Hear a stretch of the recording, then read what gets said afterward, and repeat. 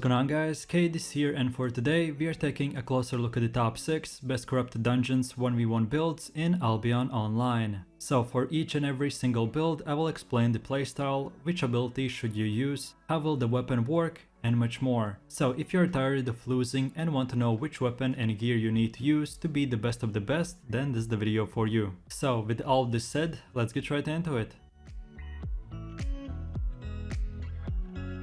Then taking a closer look at the first one, which is the one and only normal bow build. So for the weapon you want to go with at least tier 6 bow, and as tier 6 unlocks a 4th passive. But besides that, for the abilities you want to pick the 3rd Q, then the 1st W, and of course the 4th passive. Then for your helmet you want to go with the Helion's Hood and pick the 3rd ability and 2nd passive. Then for your chest armor, go with the Mercenary Jacket and pick the 3rd ability and 2nd passive. And lastly, for boots, go with the Assassin Shoes and pick the 1st ability and 3rd passive. Then for my choice of capes, I went with the Thetford cape, and for consumables, I chose the roast pork and poison potions. And just before we get into the weapon playstyle, remember that you don't have to use tier 8 gear, so feel free to use any tier 4 or even 4.1 gear, unless I specifically say so. And with that out of the way, let's move over to the build's playstyle. So to be honest, this is one of the cheapest and best builds you could ever use with zero spec whatsoever. And in the PvP gameplay, I was using tier 5.1 gear and I was getting more than 5 wins in a row. So my strategy first of all is, before even fighting, start to keep on poking and trying to hit your target from a distance. And especially if he is a melee bruiser, so that means a swords player or something similar, you can get 1 to 3 shots on him before even a 1v1 starts. And then when 1v1 actually happens, what you simply want to do is use the E ability, then W, then Q, and lastly activate the D ability. So what you did with this E plus W plus Q plus D spell combo, it basically activated all of your damage abilities and went into an invisible smoke. So like you can see, you can deal massive amount of damage by just activating these abilities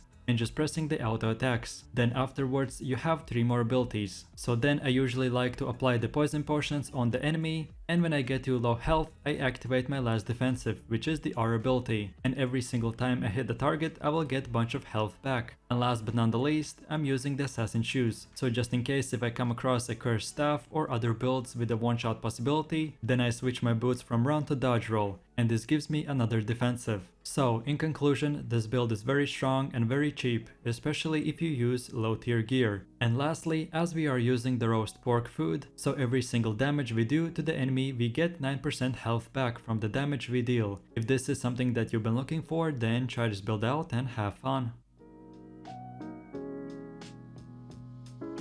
Then moving over to the second build on the list, which is the fire staff. So for the choice of weapons, we go with the one hand fire staff and pick the 1st Q, 1st W, and 3rd passive. And for the offhand, we go with the Tome of Spells. Then for the helmet, you pick the Hunter's Hood and go with the 3rd ability and 1st passive. Then for the chest armor, go with the Cleric's Robe and pick the 3rd ability and 2nd passive. And lastly for shoes, go with the Guardian Boots and pick the 3rd ability and 2nd passive. Then for my choice of capes, I picked the Thetford cape, and for consumables I went with the omelets and poison potions. Then taking a closer look at the build's playstyle. So as the fire mage you are a massive damage dealer, and I have seen a bunch of tier 4.1 players killing full 8.3 players. So your game plan using this build should be like any other ranged DPS, is to poke the target even before the fight starts. And then when you actually start dealing damage to each other, use the F ability.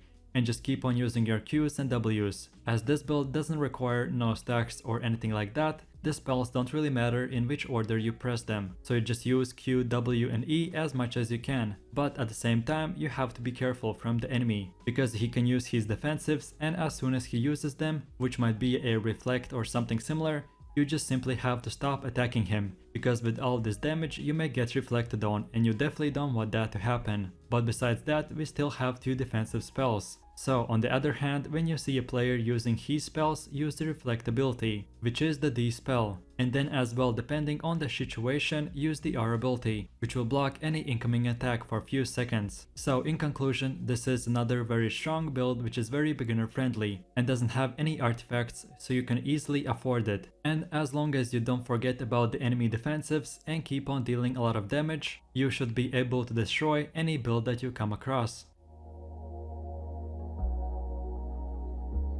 And now we have come to the third 1v1 build, which is the claymore. So our weapon of choice is the claymore, and for the abilities you go with the first Q, fourth W and first passive.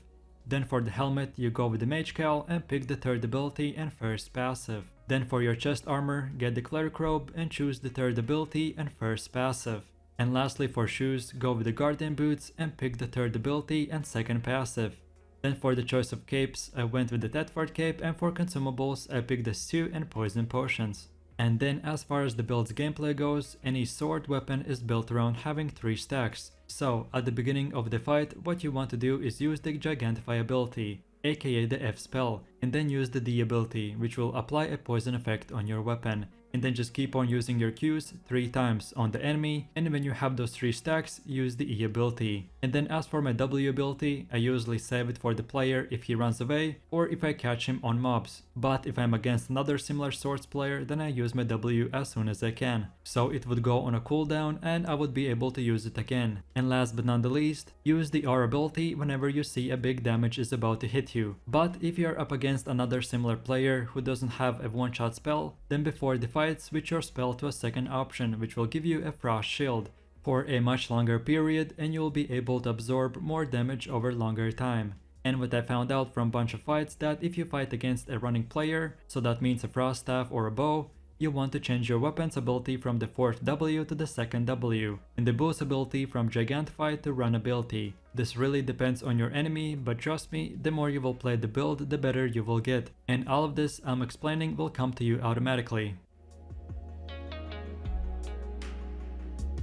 Then taking a closer look at the 4th build, which is the one and only Frost Staff. So my weapon of choice is the one-hand frost, and for the abilities you want to pick the 3rd Q, 2nd W and 3rd passive. Then for your helmet, get the cleric cowl and pick the 3rd ability and 2nd passive. Then for the chest piece, go with the scholar's robe and pick the 3rd ability and 2nd passive. And lastly for shoes, get the guardian boots and choose the 1st ability and 2nd passive. Then for my cape of choice, I picked the Morgana cape, and for food I used the omelette and resistance potions. Then as for this build's playstyle, it will be more complicated than all the other ones.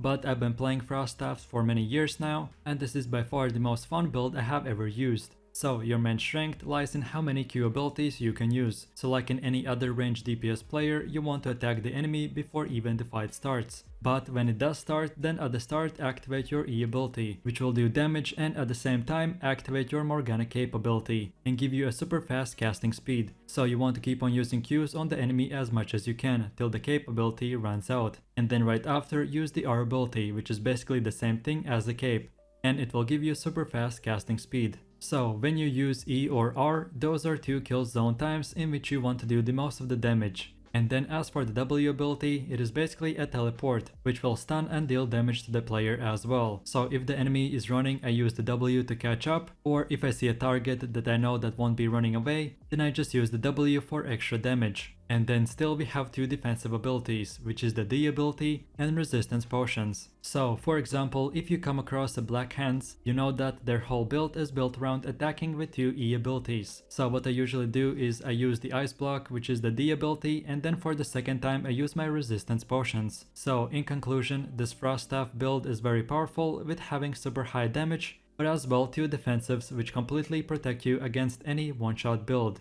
The only downside for this build is that it's super expensive because I'm using a Morgana cape and taproot. But for sure, if you can afford it, believe me, you will have a lot of fun. And this build will be unkillable if you play it right.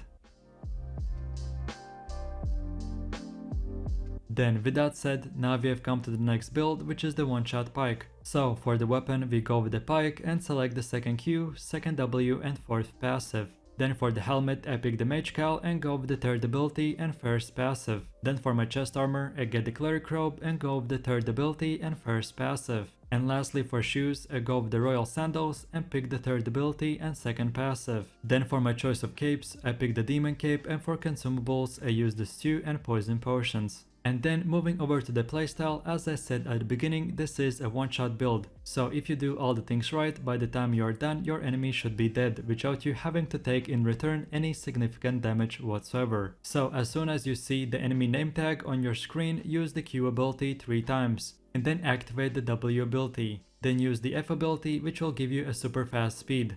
And while running towards the enemy, activate the D ability, which will apply a poison effect on your weapon. And lastly, when you have reached the target, use the E ability and auto attack the enemy once. So all of this, 3 Qs plus W plus F plus D plus E and 1 auto attack, if it's executed right in just 3 to 4 seconds, should delete a player completely. And sometimes if you don't have enough item power, the enemy might survive, so just use the poison potion to secure the kill. So in conclusion, this build is very powerful, but if you fail and the enemy gets to use at least one defensive ability before you hit him, then you just run back to a safe place and wait for your cooldowns to get back up and try to do it again. For this build, item power is everything, so spend more money on higher tier, but if you actually get used to this weapon and master it, you will be able to delete every single build and you won't have any risk to die or even take damage from the enemy whatsoever.